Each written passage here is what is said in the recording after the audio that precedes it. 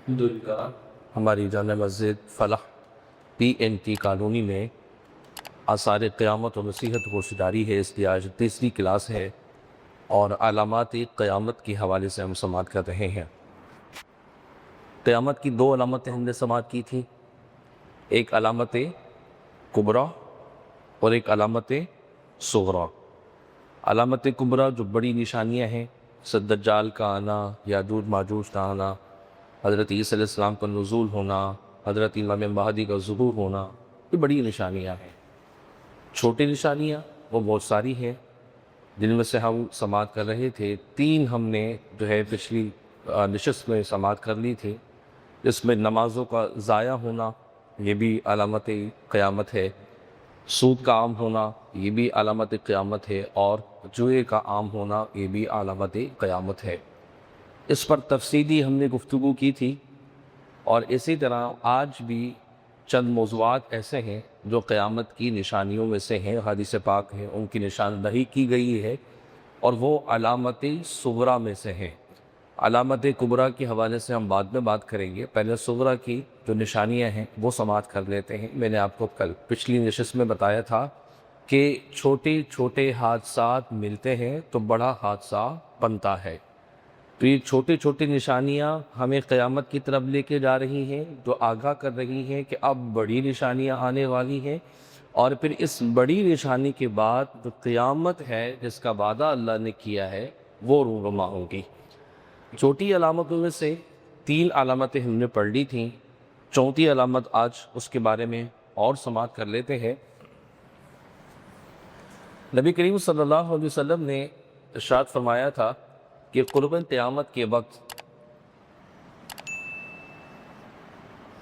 رشوت عام ہو جائے گی۔ رشوت کا جو لین دین ہے وہ عام ہو جائے گا، ہر معاملے میں رشوت۔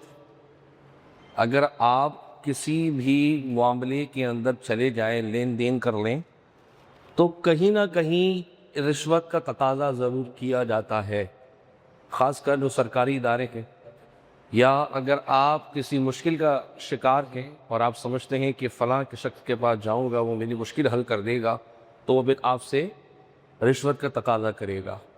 یا تو اس کو چائے پانی کا نام دیا جاتا ہے عموماً ہمارے ہاں، یا پھر جسے مٹھائی کا نام دیا جاتا ہے کہ بھائی مٹھائی تھوڑی کر دیں، یا پھر یہ کہا جاتا ہے کہ جو آپ کا دل ہو وہ آپ کر دیجئے گا۔ تو یہ تینوں باتیں رشوت میں ہی آتی ہیں۔ اس کو پتہ ہے کہ میں یہ کام پیسے لیے بغیر نہیں کرتا، یا اسے پتہ ہے کہ میرا یہ کام پیسے لیے بغیر نہیں ہوگا، تو پھر رشوت کا لین دین ہوتا ہے۔ نبی پاک علیہ السلام نے ارشاد فرمائے حدیث پاک میں کہ رشوت لینے والا اور دینے والا دونوں جہنمی ہے۔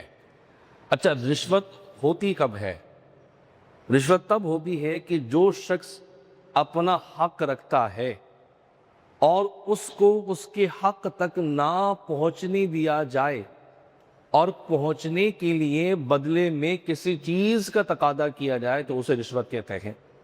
مثلا میں ایک ادارے میں میرٹ کی بہاف پر کامیاب ہو گیا، اب میرا حق یہ ہے کہ میں اس ادارے میں جا کے جاب کر لوں، میں اس ادارے میں جا کے اس ادارے سے جڑ جاؤں، لیکن راستے میں ایک ایسا شخص آتا ہے، وہ یہ کہتا ہے کہ اگر آپ مجھے پیسے نہیں دیں گے یا مال نہیں دیں گے یا میری خواہش کے مطابق مجھے خوش نہیں کریں گے، تو پھر میں آپ کو اس جگہ تک پہنچنے نہیں دوں گا۔ یعنی جس کا حق ہے وہ حق اس سے روکا جا رہا ہے، اور وہ حق کس کے بدلے میں دیا جائے؟ مال کے بدلے میں دیا جائے، تو اس کو کہیں گے رشوت۔ اچھا، اسی طرح ایک وہ شخص ہے جس کا حق نہیں ہے کہ وہ فلاں منصب کو حاصل کر سکے، فلاں چیز کو حاصل کر سکے، وہ اس کا حق نہیں ہے۔ اب کسی دوسرے کے حق کو اپنے لیے ثابت کرنا اور روپے کا لین دین ہو، یہ بھی رشوت ہے۔ پہلی مثال میں نے کیا دی کہ میں کسی ادارے میں میرٹ کی بنیاد پر کامیاب ہوا، اب مجھے وہاں جانا ہے لیکن وہاں جانے سے روکا جا رہا ہے، تو اب دینا تو جائز ہو جائے گا، لینا جائز نہیں ہے، کیونکہ میرا وہ حق ہے، مجھے چاہیے، وہ حق میرا ہے، مجھے چاہیے، لیکن سامنے والا تقاضا یہ کر رہا ہے کہ جب تک آپ مجھے کچھ دیں گے نہیں، میں آپ کو وہاں تک پہنچنے نہیں دوں گا۔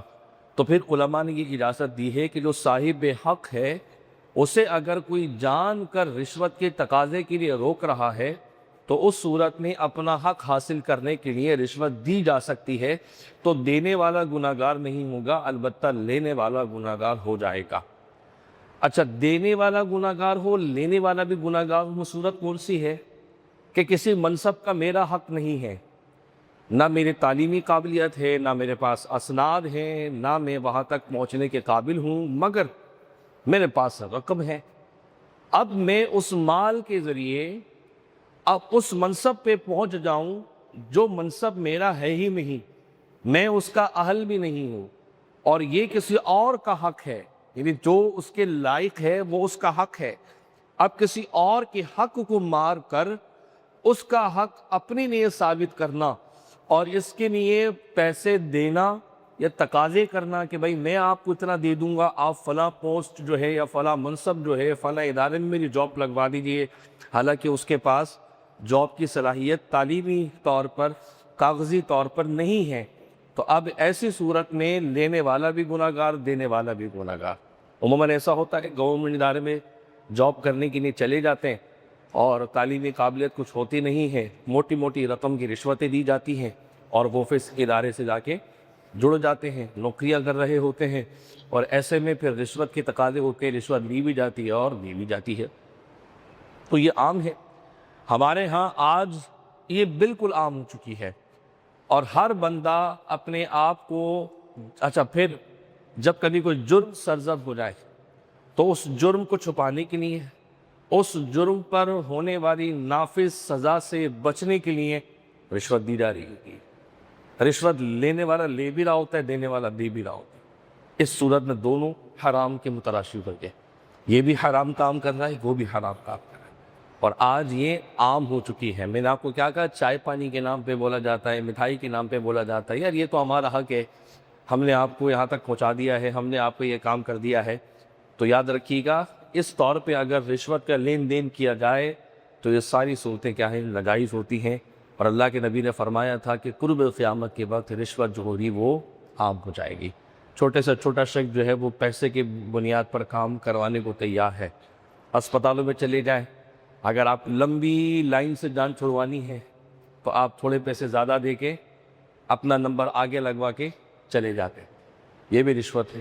ڈاکٹر کے کلینک میں چلے جائیں، اگر آپ کا کوئی جان پہچان والا ہے، بس دور سے آپ نے اشارہ کیا، اس نے آپ کا اشارہ سمجھ گیا، ڈاکٹر کی لائن میں بیٹھے ہوئے جتنے لوگ ہوتے ہیں جو واقعتاً اپنے نمبر پر ہی جا رہے ہوتے ہیں، پھر انہی کے نمبر کو آگے پیچھے کر کے جاننے والے کو بھیج دیا اور آگے اس نے کچھ ہاتھ میں رکھ دیا اضافی ہے، یہ بھی رشوت۔ یہ تو عام سی بات ہے، عام طور پہ یہی ہوتا ہے۔ اگر آپ کسی کو زیادہ دینے کے حقدار ہیں کہ بھئی میں اس کو کچھ نہ کچھ کرتا رہتا ہوں، سلام دعا آپ سے اس کی ہو گئی ہے، تو وہ بھی پھر کیا کرے گا کہ یار میں اس نیت سے اس کے ساتھ اچھائی کروں گا تاکہ یہ میرا خیال رکھے، یہ بھی رشوت۔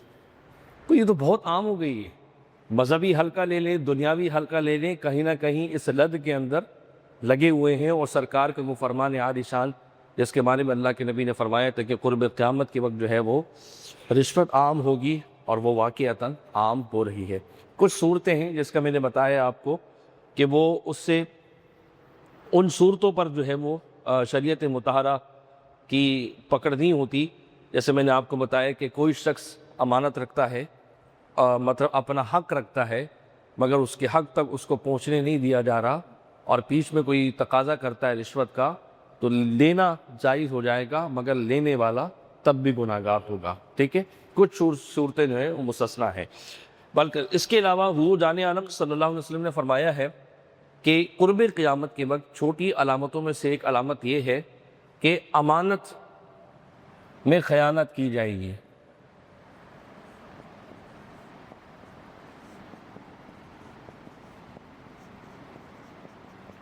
تین صورتیں میں نے پڑھ لی تھیں، یہ چوتھی صورت ہے اور یہ پانچویں صورت ہے علامت قیامت کی، امانت میں خیانت کی جائے گی۔ اب امانت کیا ہے؟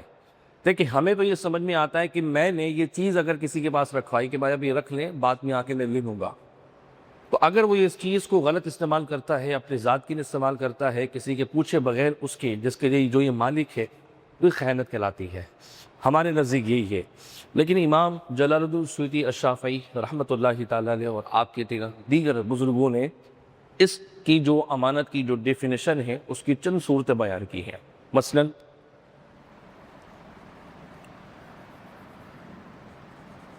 اللہ تعالیٰ کے احکام میں امانت،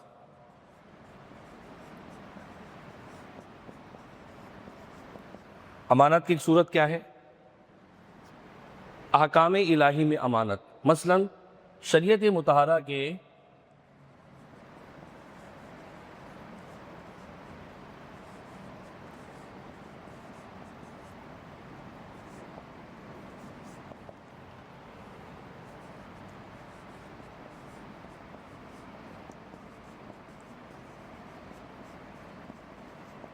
دیکھیں، احکام الہی میں امانت یہ کہ شریعت مطہرہ کی حلال و حرام کو جاننا اور اس کے بعد حلال اپنانا، حرام کو چھوڑ دینا، یہ بھی امانت ہے۔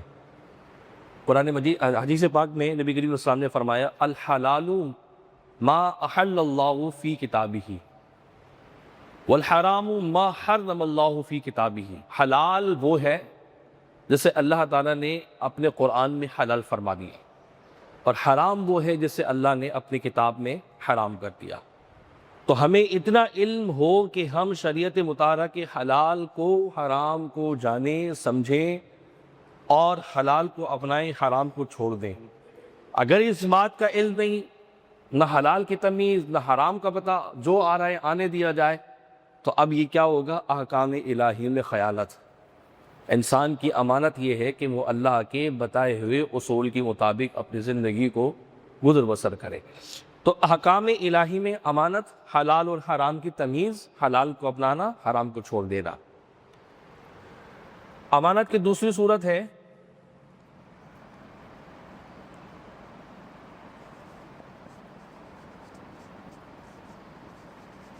خواہشات میں امانت۔ خواہشات کی امانت کیا ہے؟ جائز خواہشات کو پورا کرنا جس سے اللہ کی رضا حاصل ہو، اور وہ خواہشات جس سے اللہ تعالیٰ ناراض ہوتا ہو اس کو ترک کر دینا۔ وہ خواہش جس سے رضا الہی مل جائے، اللہ راضی ہو جائے، اسے وہ بھی، جیسے میری خواہش یہ ہے کہ میں اچھا کھانا کھاؤں اور اچھا کھانا کھا کے عبادت پر قوت حاصل کروں تاکہ عبادت کر سکوں۔ میری خواہش یہ ہے کہ میں روزہ رکھوں، میری خواہش یہ ہے کہ میں نمازیں اپنے وقت پہ پڑھوں، میری خواہش یہ ہے کہ میں لوگوں کے ساتھ جو اچھا برتاؤ کروں۔ یہ خواہشات اور غلط خواہشات کیا ہوتی ہیں؟ انسان اپنے نفس کے ہاتھوں اپنے آپ کو برباد کر دیتا ہے، اسے تمیز ہی نہیں ہوتی کہ اخلاقیات کیا ہیں، زندگی کن اصولوں پہ گزارنی ہے، کس طرح گزارنی ہے، اور پھر ہوتا کیا ہے نتیجتاً کہ خواہشات کی پیروی، بری خواہشات کی پیروی ہوتی ہے، کبھی کبھی وہ اس کے ایمان کو بھی کھا جاتی ہے۔ اور آج اس کا اتنا بڑا جو ہے نقصان ہے کہ موبائل کے ذریعے ڈیجیٹل جو ذرائع ابلاغ ہیں، بڑھتی ہوئی ڈیجیٹل جو ٹیکنالوجی ہے، اس کے فوائد کم اور برائی کی طرف نتائج زیادہ ہیں۔ اور جب یہ ہاتھ میں آ جاتا ہے آپ کے پاس ڈیجیٹل کوئی بھی گیجٹ، تو پھر انسان تنہائی میں ہو یا پھر خلوت میں ہو یا جلوت میں ہو، اس کا جو دل چاہتا ہے وہ دیکھ رہا ہوتا ہے۔ ایسا ہی ہے، جو دل چاہتا ہے وہ کرتا ہے۔ تو خواہشات میں بھی امانت کو ملحوظ خاطر رکھنا ہے کہ میری خواہش میرے رب کی مطابق ہونی چاہیے، اور قرب قیامت کے وقت اس چیز کا خیال نہیں رکھا جائے گا۔ اللہ کے نبی نے فرمایا ہے کہ قرب قیامت کے وقت انسان جو ہے وہ اپنی خواہشات کی لد میں مبتلا ہو جائے گا، اور وہ آج یہی ہے کہ ہر کوئی اپنی خواہش کے مطابق، آپ یقین کریں ہم دینی معاملات میں بھی اپنی خواہش کو داخل کر بیٹھے ہیں۔ عمل بھی کرنا ہے نا تو میری خواہش کے مطابق ہونا چاہیے۔ نماز میں پڑھ رہا ہوں، قرآن مجھے پڑھنا نہیں آتا، اگر کوئی کہتے بھائی قرآن تو سیکھ کر کے پڑھ لو آپ، تو ہم کہتے ہیں اللہ قبول کر لے گا۔ یہ کون سی بات ہو گئی کہ اللہ رب العالمین نے قبول کرنے کا طریقہ بتایا ہے آپ کو؟ ماہ رمضان کے پورے روزے رکھے جاتے ہیں، پورے روزے بھی رکھیں گے لیکن سارا دن سوئیں گے، فجر وہ سحری میں جو سوئے ہیں وہ عصر میں اٹھ رہے ہیں، ظہر کی نماز بھی گئی، عصر کی بھی گئی، افطار کر لیے، افطار کرنے کے بعد تھوڑا سی جان آ گئی، جان آنے کے بعد ابھی عشاء کی وقت تراویح ہے نہیں، پھر ٹورنامنٹ کھیلنے چلے گئے۔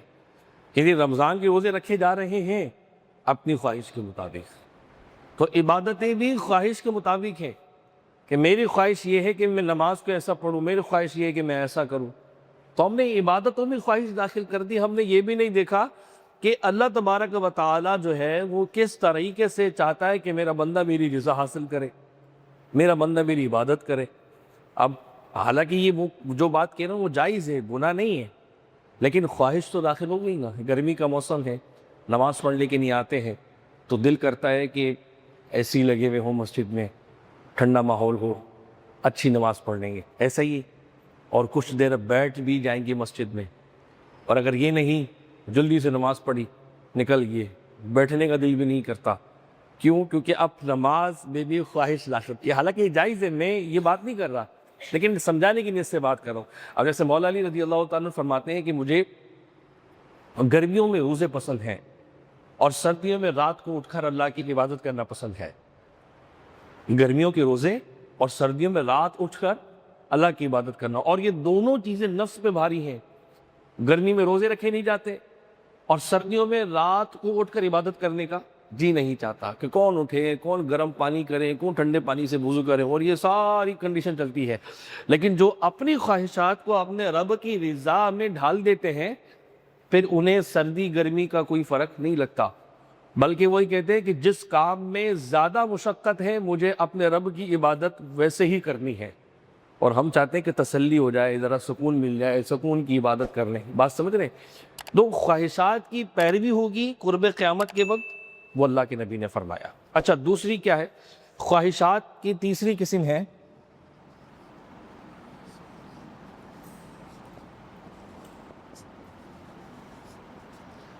عمل میں خواہش۔ عمل کا مطلب جیسے میں نے بھی نماز کے بارے میں بتایا کہ بھئی جو کام ہے وہ میرے خواہش کے مطابق ہونا چاہیے، نماز، روزہ، حج، زکوٰۃ، کچھ بھی ہو میرے خواہش کے مطابق، میں یہ چاہتا ہوں کہ ایسا ہو، میں وہ چاہتا ہوں ایسا ہو۔ تو عمل کے اندر بھی انسان کیا کرتا ہے؟ خواہشات کو داخل کر دیتا ہے۔ وہ یہ نہیں دیکھتا کہ اللہ کی رضا کیا ہے، نبی کریم علیہ السلام کا طرز عمل کیا ہے، وہ یہ کہتا ہے کہ کام اگر میں نے کرنا ہے تو میرے مطابق ہونا۔ تو اس پر بھی قرب قیامت کے وقت عمل ہوگا۔ پہلے لوگ یہ دیکھتے تھے کہ سرکار دو عالم صلی اللہ علیہ وسلم کی سیرت طیبہ کیا ہے، آپ وضو کیسے فرمایا کرتے تھے، آپ چلا کیسے کرتے تھے، آپ کا بیٹھنے کا انداز، آپ کے سونے کا انداز۔ آج اس چیز کی ذہن ختم ہو گیا ہے۔ آج یہ ہے کہ وضو کر بھی رہا ہوں نا تو بس اپنے طور پہ، نماز پڑھ رہا ہوں اپنے طور پر، جلدی جلدی نماز پڑھی، جلدی سے وضو کیا، چل دیے۔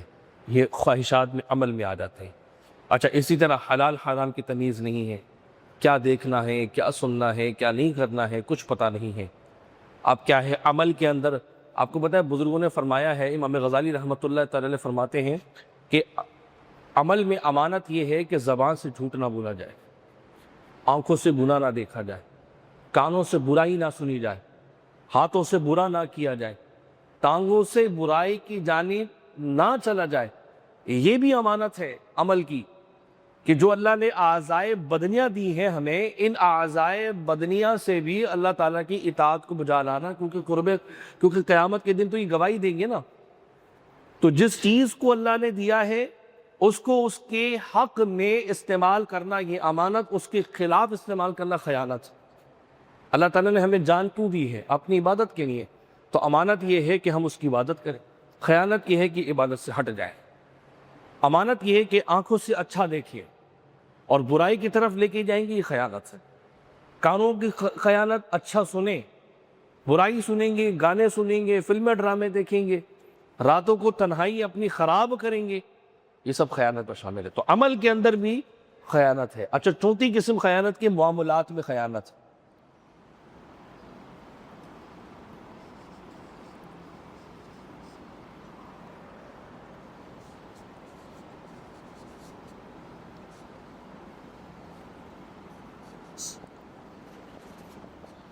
اب معاملات میں خیانت کیا ہے؟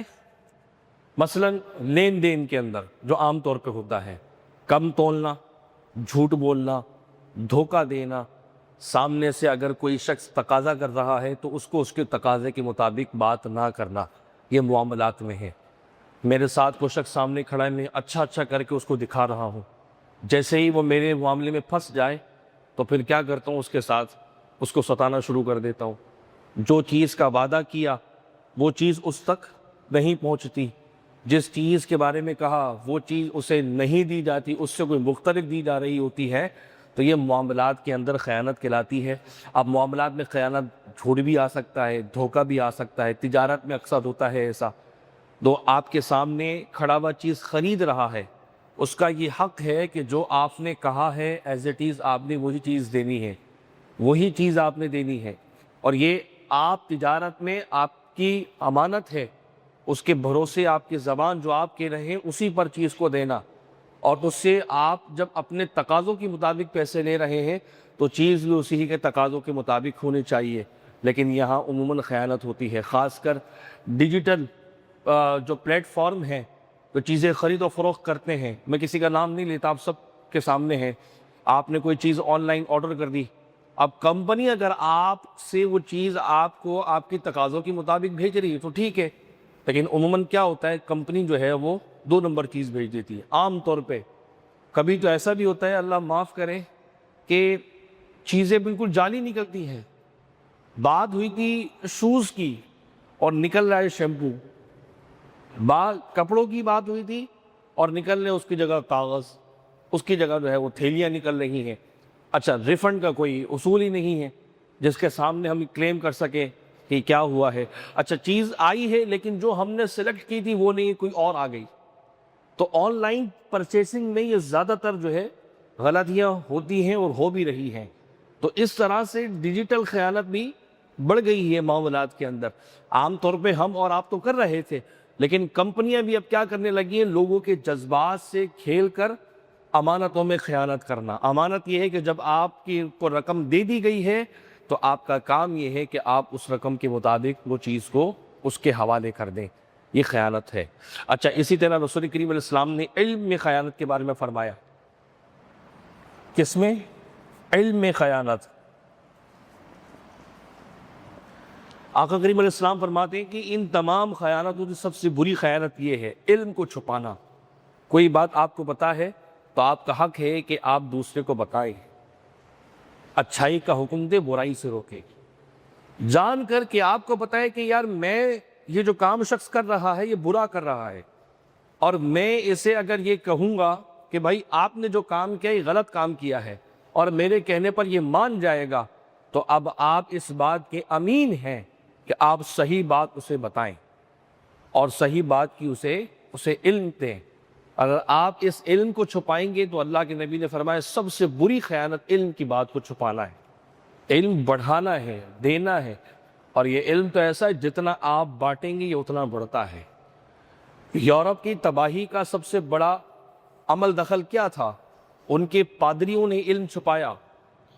وہ پادری یہ کہتے تھے، جب کنیسائی نظام تھا، پاپزم جس وقت تھا برٹش میں، یورپ میں، تو پاپزم یہ تھا کہ جو پاپ ہے، جو ان کا پادری ہے، وہی کتاب پڑھے گا، وہی علم حاصل کرے گا۔ کہ اسی طرح جو پاپائیت اختیار کرنے چلے گئے، جو ان کے مراکز بنے ہوئے تھے، وہی لوگ کتابیں پڑھیں گے، انہی تک علم ہے، عام بندہ علم حاصل نہیں کرے گا۔ البتہ یورپ میں اتنا سخت قانون تھا کہ جس کے گھر میں کوئی علمی کتاب نکل جاتی تھی اس گھر والے کو گھر کے ساتھ جلا دیا جاتا تھا کہ اس کے گھر میں سے ایک کتاب کیسے نکلی ہے۔ اور اس دور کے بہت بڑے فلسفی یونانی یورپ کے اس ظلم کا شکار بھی ہوئے۔ گیلیلیو، اگر آپ نے بہت بڑا نام سنا ہو، جس نے ہوا کے توازن کو جو ہے وہ اس کا فارمولہ دیا تھا، اس کو مارنے والے یہی عیسائی تھے۔ نیوٹن کو مارنے والے یہی تھے، اس پر بھی مقدمات چلے تھے، عیسائیوں نے ہی چلائے تھے کہ یہ علمی بات کرتا ہے، اور علم ان کے نزدیک حرام تھا، عام بندے تک رسائی نہیں تھی۔ تو بہت ساری ایسی مثالیں آپ کو ملیں گی۔ تو ان کی تباہی کا سب سے بڑا جو المیہ رہا وہ یہ رہا کہ وہ لوگوں تک علم کی بات کو چھپاتے تھے، اور ایسے یہودیت میں بھی تھا۔ ان کے جو ربی ہوتے تھے، ان تک علم کی بات ہوتی تھی، دوسروں کو علم حاصل کرنے کی اجازت نہیں تھی۔ لیکن حضور جان عرب صلی اللہ علیہ وسلم نے جب دین اسلام کا پرچار شروع کیا، تبلیغ ہوئی، جوق در جوق صحابہ کرام مسلمان ہونے لگے، وہ رسول اللہ کی بات سنتے تھے اور وہی بات آگے پہنچایا کرتے تھے، کیونکہ اللہ کے نبی اپنی محفل میں 12 مرتبہ فرمایا کرتے تھے بلغوا عنی ولو آیا، میری طرف سے جو تمہیں پہنچا ہے وہ اگلے کو پہنچا لو۔ آقا علیہ السلام حدیث بیان کرتے تھے اور اس کے بعد فرمایا کرتے تھے جو تم یہاں حاضر ہو تم نے میری بات سن لی ہے، اور جو یہاں نہیں ہے تم پر لازم ہے کہ ان تک میری بات پہنچاؤ۔ اور پھر یہ علم کا سمندر ایسا چلا کہ جب مسلمان یورپ میں داخل ہوئے، یعنی اسپین میں جب مسلمان گئے اور مسلمانوں کے ہاتھوں میں قرآن مجید، ان کے ہاتھوں میں علم کی کتابیں، ان کے ہاتھوں میں، اور مسلمان جو ہے وہ خوبصورت لباس میں، داڑھیوں میں تیل لگا ہے، بالوں میں تیل لگا ہے، خوشبوئیں بدن سے آ رہی ہیں، عطر ہے، دانت صاف ہے، ناخن کٹے ہوئے ہیں، اور ایک شاہانہ زندگی کے ساتھ جب اسپین میں داخل ہوئے تو اسپین کے لوگوں نے مسلمانوں کو دیکھ کر کہا کہ یہ کیسی مخلوق ہے، اتنی صاف ستھری، یہ گندے لوگ، یہ ہاتھ نہیں دھوتے تھے قضاء حاجت کے بعد، سر کی جوئیں ہاتھوں میں چلتی تھی، ان کے بادشاہوں کے اندر سے جانور سے مری ہوئی سڑان والی بدبو آیا کرتی تھی، ان کے بادشاہوں کا سب سے پسندیدہ مشروب انسانی کھوپڑیوں میں شراب پینا ہوا کرتا تھا۔ لیکن جب مسلمانوں کو انہوں نے دیکھا کہ مسلمان مسجد سے نکل رہے ہیں، علم کی کتابیں ان کے پاس ہے، وہ پوچھتے تھے کہ آپ کے مذہب میں کتاب رکھنا گھر میں حلال ہے؟ آپ کا مذہب کے لوگ اس بات کی اجازت دیتے ہیں کہ کتاب گھر میں رکھی جائے اور آپ کو کوئی نقصان نہیں ہوتا؟ آپ نے کہا نہیں، ہمارے تو قرآن مجید ہے، ہم تو اسے سینے سے لگا کے رکھتے ہیں، ہم تو گھروں میں اس کی تلاوت کرتے ہیں۔ پھر یوں انسان کے اندر ایک شعور بیدار ہوا اور وہاں کے لوگ پھر مسلمان ہونے لگے، اور یہ یورپ پر مسلمانوں کا احسان ہے کہ مسلمانوں نے ہی اس بنجر سرزمین میں علم کی روشنی اجاگر کی ہے، ورنہ وہ جگہ علم سے خالی تھی، کیچڑ ہوا کرتی تھی، بدبو ہوا کرتی تھی۔ تو یہ کس سبب سے ہوا کہ مسلمانوں نے علم میں خیانت کبھی نہیں کی، علم پہنچایا، پڑھایا۔ نتیجہ یہ ہوا کہ اللہ کریم نے مسلمانوں کو وہ عروج عطا فرمائے علم کی بدولت کہ پوری دنیا سے لوگ مسلمانی ملکوں میں، سلطنتوں میں آ کے علم حاصل کیا کرتے تھے۔ تو علم کی بات جو آج آپ کو پتہ لگی ہے وہ اپنے گھر والوں کو جا کے آپ بتائیں گے، انہیں سنائیں گے۔ ہمارے اساتذہ فرمایا کرتے تھے کہ جب کوئی بات تمہیں پتہ لگ جائے علم کی تو تمہیں چاہیے کہ تم وہ علم کی بات اپنے گھر والوں کو بتاؤ۔ اگر آپ نے وہ گھر والوں کو بتا دی وہ بات تو پھر تمہیں یاد رہ جائے گی۔ اور جب ہم پڑھ کے آتے تھے، پڑھ کے آ کے گھر والوں کو بتاتے تھے، واقعتاً وہ بات ہمیں یاد ہو جایا کرتے۔ تو آپ جو آج یہاں پر سن رہے ہیں، ابھی محفل میں، مجلس میں ہمارے ہاں اس طرح کی جو علمی محفل لگی ہے، علمی مجلس لگی ہے، تو آپ کی ذمہ داری ہے کہ آپ اپنے گھر میں جا کے جب یہ بتائیں گے تو انشاءاللہ آپ کو یاد ہو جائے گا۔ آپ کو مطلب حفاظ کرام دور کرتے ہیں، دور، حفاظ کرام دور کا مطلب کیا ہوتا ہے؟ جو میں نے یاد کر لیا وہ آپ کو سنایا، جو آپ نے یاد کیا مجھے سنایا، اس کو دور کہلاتے ہیں۔ اور اس سے کیا ہوتا ہے؟ یاد ہوتا ہے۔ آپ اس میں دور کریں، گھر والوں کو بتائیں، علم کی بات ہے، اپنے دوستوں کو بتائیں، تو اس سے کیا ہوگا؟ انشاءاللہ فائدہ ہوگا۔ اور دوسری بات، آپ یہاں آ رہے ہیں، آپ کو بتائیں یہاں پر جو ہے وہ کورس کیا جا رہا ہے، علم کی بات ہوتی ہے۔ اب اگر آپ سمجھتے ہیں کہ میرا ایک دوست اور ہے، اگر میں اس کو اس کے بارے میں بتاؤں گا تو وہ بھی آ جائے گا، تو آپ کی ذمہ داری ہے یہ بات اس تک پہنچائیں اور اسے یہاں پر کورس میں لے کے آئیں گے انشاءاللہ۔ کتنے سارے ہیں؟ 1 2 3 4 5 6 7 8 9 10، یہ چھوٹے بچے، باقی تو بڑے اور ہیں۔ یہ 10 ہے نا، یہ اگلی کلاس میں 20 کر دیں گے؟ ایک ایک اپنے ساتھ دوست لے کے آ لیں، کریں گے بیٹا؟ ہے آپ کا دوست؟ نے کیا نام ہے دوست کا؟ بتائیے۔ حسین کہاں ہے ابھی؟ کہاں پر ہوں گے حسین؟ ابھی گھر پہ ہوں گے نا؟ ٹھیک ہے، تو کل پھر اگلی کلاس میں اپنے ساتھ لے کے آئیں گے۔ ایسی دوستی کیا بھائی کہ جو اپنے ساتھ کسی کو لے کے نہ آئے۔ ابھی حسین نے کرکٹ کھیلنے جانا ہوں، ہاں، تو آپ کو بتائیں گے کیا نام ہے آپ کا؟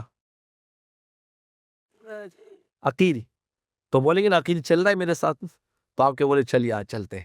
کہاں جا رہا ہے؟ اچھا آپ پوچھیں گے بھی نہیں، وہ کہہ رہا حسین آئے گا کہ عقیل چل رہا ہے؟ ہاں چل بھائی چل چلتے ہیں، آ جا. آپ پوچھیں گے کہاں جانا ہے، بات مجھے کرنے کیا جا رہے ہیں، وہ کرکٹ کھیلنے جا رہے ہیں.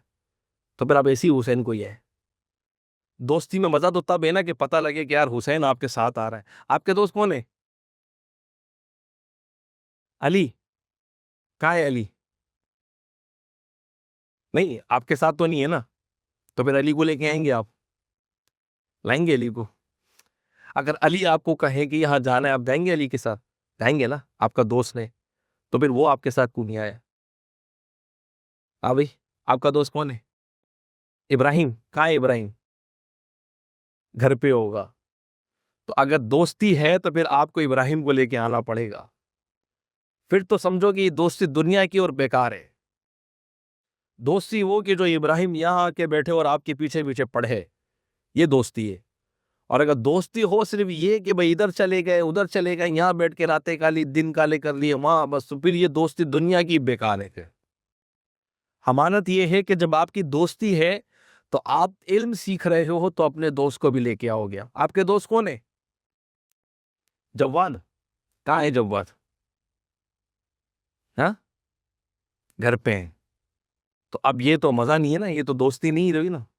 دوستی کا تو مزہ یہ کہ جواد آپ کے ساتھ بیٹھا ہوا. آپ کے بیسٹ فرینڈ کون ہے؟ دیکھو بیسٹ فرینڈ ایک ہی ہوتا ہے، یا کسی کے دو ہوں گے کسی کے، لیکن ایک ہوتا ہے جو جگڑی ہوتا ہے. اللہ کے نبی نے علیہ السلام نے کیا ارشاد فرمایا؟ انسان اپنے دوست کے دین پر ہے. انسان اپنے دوست کے دین پر ہے. جیسا دوست ہوگا نا ویسا ہی وہ شخص ہوگا. اس کا اثر جلدی قبول ہوتا ہے. دوست کی بولی، اس کا بول چال، اٹھنا بیٹھنا، رہن سہن جلدی بندہ قبول کر لیتا ہے.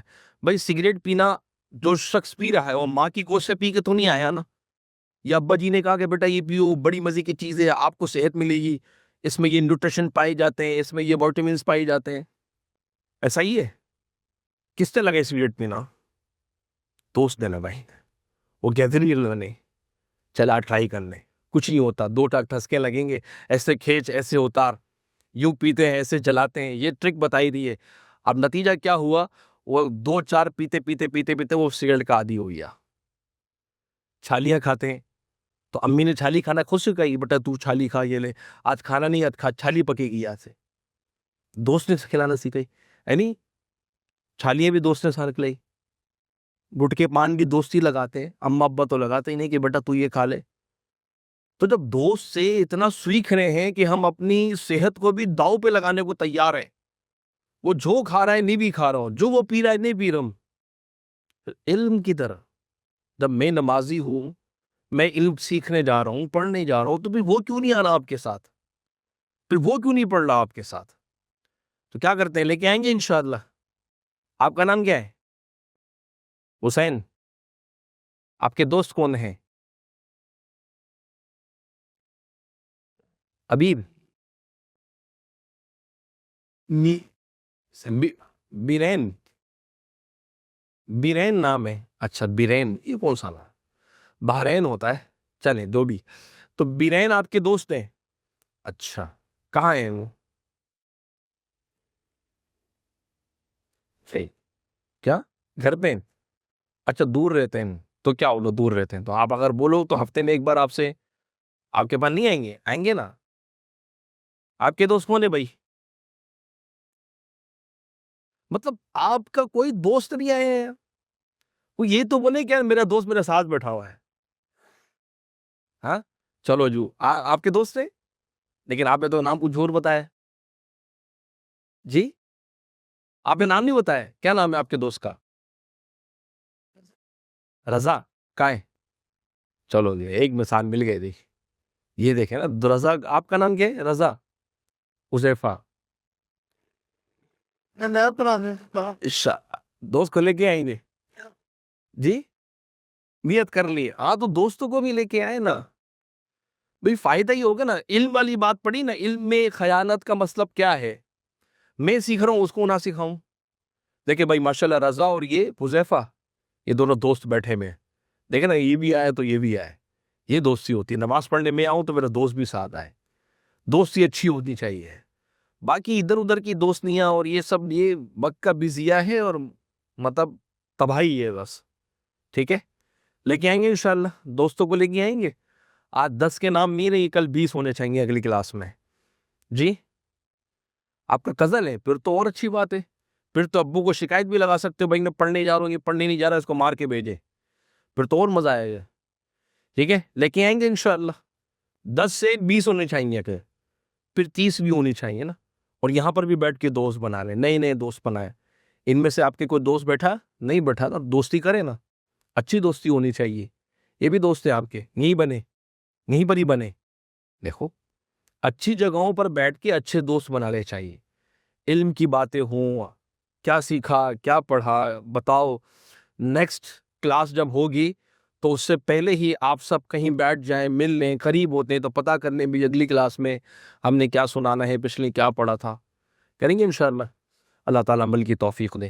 تو بیان ایک دی رشوت اور دوسری دی امانت میں خیانت. اچھا تیسری بات، یہ امانت والی بات تھوڑی تفصیل تھی تو میں نے تھوڑا تھوڑا آپ کو سمجھایا. ایک اور بات نبی علیہ السلام نے فرمائی، والدین کی نافرمانی. چھٹی صورت کیا ہے؟ والدین کی نافرمانی. یہ قرب قیامت کے وقت عام ہوگی. کیا ہو جائے گی؟ عام ہو جائے گی. قرب قیامت کے وقت اتنی عام ہوگی کہ آج ہر ایک جو ہے وہ والدین کی نافرمانی کرنے کو تیار ہے. ماں باپ اس وقت تو پوری کلاسز، پورے لیکچر ہو سکتے ہیں. آج کے اس دور میں پوری کلاسز ہو سکتی ہیں، پورے لیکچر ہو سکتے ہیں. والدین کو کیسے تربیت کرنی ہے، بچوں کو والدین کے ساتھ کیسے رہنا ہے. کیونکہ آج کا جو دور ہے وہ بچوں کو پیدا کر کے چھوڑ دینے والا نہیں ہے.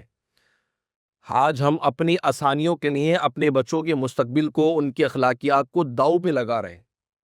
تو یہ انتہائی مشکل امر ہے. تو اگر آج کو سیکھنا ہے تو اس بارے میں ضرور سیکھیے.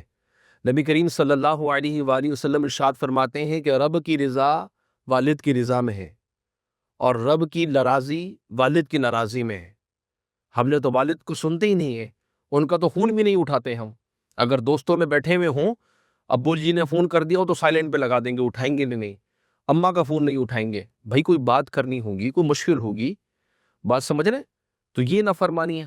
پھر بدتمیزی کرنا، والدین کو ستانا، والد کو ستانا، جس چیز کا منع کیا جائے وہی کام کر کے دکھانا، ان کے سامنے احترام سے بات نہ کرنا.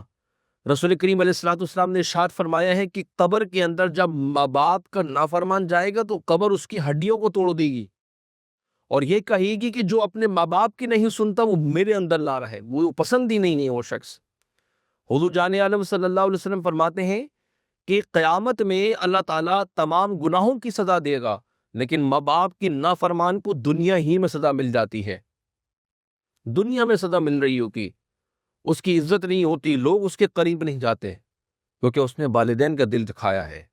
قرآن مجید میں اللہ تعالیٰ نے ارشاد فرمایا وَاشْكُرُوا لِي وَلِوَالِدَيْكَ کہ تم میرا احسان مانو اور اپنے ماں باپ کا احسان مانو. اپنے احسان کے ساتھ اللہ نے ماں باپ کا احسان جوڑا ہے. حقیقی پیدا کرنے والے ذات اللہ تعالیٰ کی ہے کہ ہم دنیا میں والدین کے ذریعے آتے ہیں، لیکن سرکار علیہ السلام نے فرمایا ہے کہ ماں باپ کی نافرمانی قرب قیامت کے وقت کیا ہو جائے گی؟ بڑھ جائے گی. ہماری والدین ہمیں پالنے کے لیے جان توڑ محنت کر رہے ہیں. کتنی محنت ہم پر کرنا کہ ہمیں اتنا بھی نہیں ہوتا کہ ہم ان کی خواہش کو دیکھیں، ہم ان سے احترام سے بات کریں، ان سے عزت سے بات کریں. اسکول جائے تو ماں باپ کے والدین کے ہاتھ چوم کے جائے، اسکول آئے تو ہاتھ چھوئے، سلام کریں. آج بچے والد اگر گھر میں آ گئے نا، موبائل دیکھ رہے ہیں تو دیکھتے ہی نہیں، ان کو پرواہ ہی نہیں اب وہ آئیں یا جائیں. کتنی بڑی زیادتی. صبح کے گئے میں ہیں وہ شام گھر میں آ رہے اور میں کہاں لگا ہوں؟ موبائل میں رکھا. پتہ ہے کہ میرے والد صاحب 6 بجے 5 بجے 7 بجے 8 بجے گھر میں آ جائیں گے تو میرا کام کیا ہے؟ گھر میں ہونا، لیکن میں گلیوں میں کھیل رہا ہونا. پھر جب کھیل کھال کے جب میں تھک جاتا ہوں پھر گھر پہ جا رہا ہوں تو پھر ابو سے ملتا ہوں، جبکہ مجھے ہونا ہی چاہیے تھا کہ گھر میں بیٹھتا. والد صاحب آتے ہیں، ان کے لیے کھڑا ہوتا، استقبال کرتا اور ان کا ہاتھ چومے، ان سے ملاقات کرے. سارے دن میں جو انہوں نے کیا ان سے بات کریں گے، بابا آج آپ نے کیا کیا، آج آپ تھک گئے ہوں گے، میں آپ کے پیر دبا دوں. پانی ان کو پیش کرے، پانی پلائے انہیں. اور ہم بیٹے تو یہ بھی نہیں کرتے. بیٹیاں تو چلو کچھ نہ کچھ کر بھی دیتی ہے، ابو کو پانی دے دیں گی، دوائی دے دیں گی، کھانا دے دیں گی، کپڑے استری کر دیں گی. ہم نے کیا کیا؟ کچھ. میں ابھی بہت ساری باتیں پوچھنا شروع کروں تو بات آ جائے گی نہیں ہم یہ نہیں کرتے، ہم یہ نہیں کرتے، ایسا ہی ہے۔ تو والدین کی خدمت کریں، ان کے ساتھ رہیں، ان کی بات کو مانیں، فرما برداری کریں، تاکہ اللہ کے حضور ہماری رضا ہو سکے۔ آپ حج کریں، نمازیں پڑھیں، روزے رکھیں، زکوٰۃ دیں، سب کچھ کریں، اگر والدین ناراض ہیں تو اللہ کوئی بھی عمل قبول نہیں کرے گا۔ انہیں راضی کرنا ضروری ہے۔ اور آپ یہ کہیں کہ میں بخشا جاؤں گا، میں نے عمرے کر لیے، حج کر لیے، سب ضائع ہو جائے گی، منہ پہ مار دیے جائیں گے، کیونکہ والدین کا دل دکھایا ہے۔ اگر ہم یہ چاہتے ہیں کہ اللہ تعالیٰ کی رضا ہمیں مل جائے تو ہمیں والدین کو بھی راضی کرنا ہوگا، کریں گے انشاءاللہ تعالیٰ۔ ایک کام اور کر لیں گے، ایک کام اور کریں، دوست کے بھی لے کے آ جائیں، والد کو بھی لے کے آ جائیں۔ آ سکتے ہیں ابو آپ کے؟ بات کریں گے تو کیوں نہیں آئیں گے؟ جب آپ ضد کرتے ہیں کہ بھائی مجھے بال لا کے دیں، مجھے کار لا کے دے دیں، مجھے جو ہے سائیکل لا کے دے دیں، آج میں نے اسکول میں یہ لے کے جانا ہے، تو آپ ضد کرتے ہیں، آپ کے پیرنٹس پوری کر دیتے ہیں نا، تو ابو سے یہ بھی ضد کریں کہ بھائی آپ نے اتوار کو کہیں نہیں جانا، 2 سے 3 بجے تک کا ٹائم ہے، 1 گھنٹے کا آپ نے میرے ساتھ مسجد میں جانا ہے۔ پورے ہفتے ذہن بنائیں اپنے ابو کا، آپ ضد کریں نہیں مجھے آپ کے ساتھ جانا ہے، میں وہاں سیکھنے جا رہا ہوں، آپ بھی میرے ساتھ سیکھنے جائیں، کیا لگتا ہے وہ نہیں آئیں گے؟ آئیں گے نہیں آئیں گے؟ آئیں گے۔ وہ ضد جب آپ اتنی کرتے ہیں تو ان کو لے کے کیوں نہیں آئیں گے؟ وہ بھی آئیں گے۔ اتنی ساری ضدوں میں ہم ہمارے والدین مان لیتے تو یہ بات کیوں نہیں مانیں گے؟ بلکہ وہ تو کہیں گے ارے بھائی یہ تو میرے بیٹے نے اتنی اچھی بات کر دی، میں چلوں گا تیرے ساتھ کلاس میں۔ کون سا باپ ہے جو مسجد میں جانے سے منع کرے گا؟ بھائی کوئی بھی منع نہیں کرے، بلکہ وہ تو آپ کا وزٹ کریں گے، یہ تو بہت اچھی بات ہے۔ امی کو کہیے کہ بھائی نیکسٹ ٹائم جب میں کلاس میں جاؤں گا، نیکسٹ سنڈے تو میں ابو کو لے کے جاؤں گا، تو آپ کی امی خود منا لیں گی آپ کے ابو کو، وہ تو کہیں گے یہ تو اچھی بات ہے بھائی، علم کی بات ہے، آپ بھی اس کے ساتھ سیکھنے کے لیے جائیں، آپ بھی پڑھیں، کریں گے انشاءاللہ تعالیٰ۔ ایک بیسٹ فرینڈ کو لے کے آنا ہے اور دوسرا ابو کو لے کے آنا، بیٹھائیں، سیکھیں، سکھائیں، فائدہ ہوا انشاءاللہ، کریں گے انشاءاللہ۔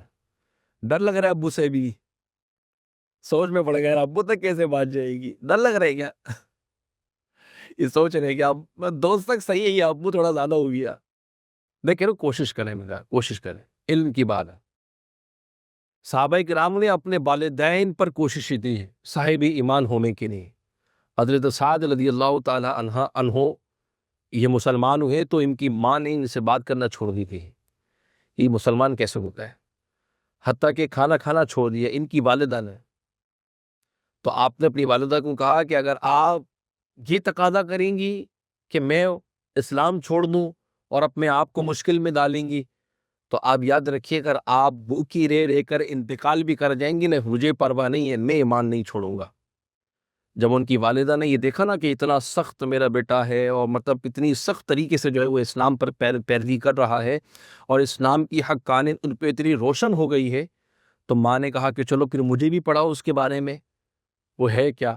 جب اسلام کو پڑھا تو ان کی والدہ بھی مسلمان ہو گئے۔ تو جب بچے اچھے کام کی ضد کریں تو ماں باپ مان لیتے ہیں، سن لیتے ہیں، جان لیتے ہیں، ٹھیک ہے۔ اللہ کریم کی بارگاہ میں دعا ہے کہ اللہ تعالی ہم سب کو اس پر عمل کی توفیق بھی عطا فرمائے۔ یہ ساری چیزیں ہیں، رشوت کا عام ہونا، امانت کے بارے میں پڑھ لیا اور والدین کے بارے میں اگلی کلاس میں چند چیزیں اور ہیں، پھر انشاءاللہ ہم علامت کبریٰ کی طرف چلیں گے، کیونکہ 2-3 چیزیں وہ واضح کرنا ضروری ہوتی ہیں تاکہ موجودہ دور میں حالات میں جو پائے جانے والی برائیاں ہیں ہم ان برائیوں کے بارے میں جانیں اور اپنے آپ کی اور اپنے گھر والوں کی اس بارے میں اصلاح کریں۔ اللہ کریم کی بارگاہ میں دعا ہے ان سب کو عمل کی توفیق عطا فرمائے۔ بسم اللہ الرحمن الرحیم، اللہم صلی وسلم وبارک علی سیدنا و مولانا محمد وعلی آلہ وصحبہ وبارک وسلم۔ الہ العالمین، یا اللہ ہم سب کی حاضری کو اپنی پاک بارگاہ میں قبول و منظور فرما۔ یا کریم ہم سب کو عمل کی توفیق عطا فرما، علم سیکھنے، علم پر عمل کرنے، دوسروں تک علم پہنچانے کی توفیق عطا فرما۔ یا اللہ ہم سب کی مغفرت فرما، ہماری والدین کی مغفرت فرما۔ یا کریم اپنی رضا کے مطابق زندگی بسر کرنے کی توفیق عطا فرما۔ جو ہم میں بیمار، ہمارے گھر بار، والدین میں سب کو شفا عطا فرما۔ میرے مولا جو قرضوں میں ڈوبے ہیں قرض اتار دے، جو اپنے گھر لینا چاہتے ہیں کرائے کے گھروں میں ہے مالک اپنا گھر نصیب فرما۔ یا الہ العالمین سپری حادثات، دودھ بار، چھری دکھری سے محفوظ فرما۔ جو ہم نے نیتیں کی ہیں مولا اس نیتوں پر ہم سب کو ثابت قدمی عطا فرما۔ یا کریم پروردگار عالم میرے مالک ہم سب کو اپنے گھروں میں سنتوں کا ماحول بنانے کی توفیق عطا فرما، ہمارے گھروں سے نحوستیں برائیاں گناہ دور فرما، ہم سب کو اچھے اخلاق کے پابندی عطا فرما۔ یا کریم میرے مالک جتنے بھائی اس کورسز کی تگ و دو میں ہیں، جو کوششیں کرتے ہیں، یا اللہ یا کریم میرے مالک سب کو دونوں جہاں کی برکت عطا فرما، جو آ رہے ہیں جو انتظامات کر رہے ہیں، یا اللہ سب کو برکت عطا فرما۔ ہماری مسجد ہے الفلاح مسجد، اس کے امام صاحب، مولوی صاحب، یہاں کے خادمین، یہاں کے منتظمین، یہاں کے نمازی، دکاندار، یا اللہ سب کو دونوں جہاں کی برکت عزت رحمت عطا فرما۔ ہم سب کی دعائیں مالک اپنے پاک بارگاہ میں قبول فرما۔